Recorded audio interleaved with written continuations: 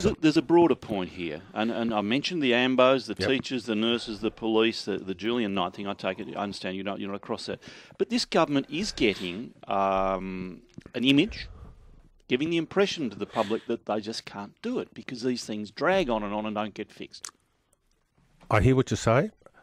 I agree in terms of the teachers. I think most of the others are resolved. It comes to a broader point, and that is the ability of the government to sell its message. And I've got to say to you, I think that is far from good enough. So they're failing to sell their message? Yeah, I don't think they're good communicators. I've always said to you, Ted's got great personal values, and I will always say that because I know him well enough to say it. I never get the impression he's comfortable with the media. I never get the impression that he wants to be with you, if you know what I mean. I always enjoyed the tussle with the media.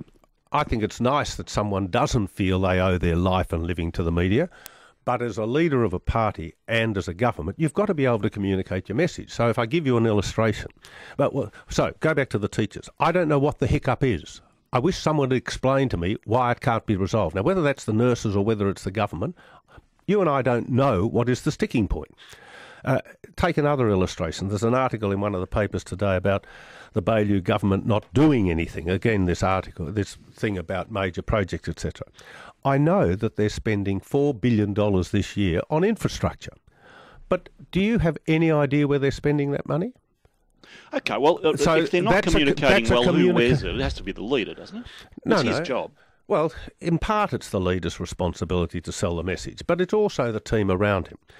Yesterday there was a front page story in the Herald Sun about Ted sacking his senior ministers from a superannuation committee. Yes. From my point of view, as I saw it later, a shocking headline.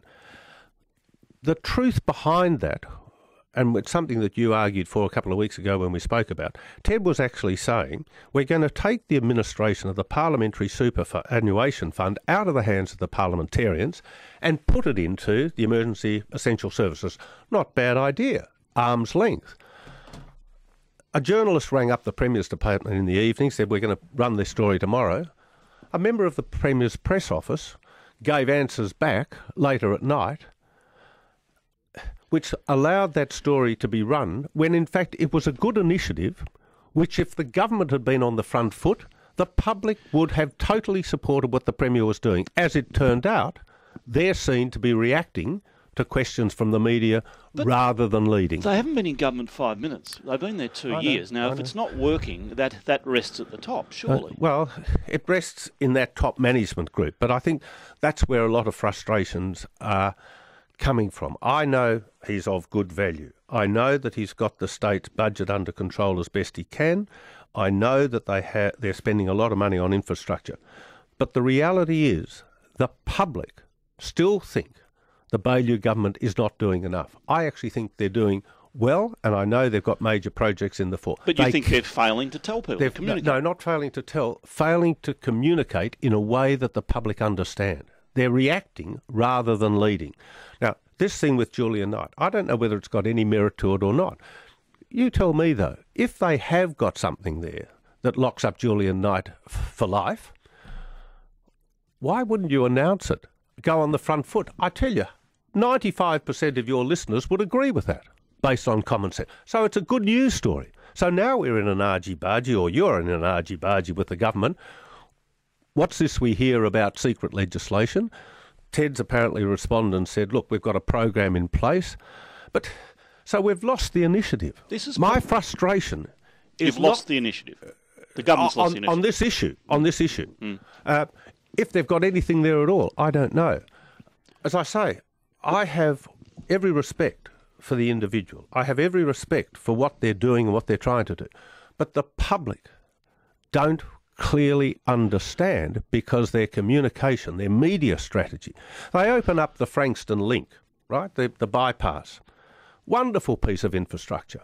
They send out a communique at 10:30 inviting people to be there at 11:30 down at Frankston. 900 693. Media management. 13 13 32. Is the Baillieu government not communicating? No, it's not that they're not communicating.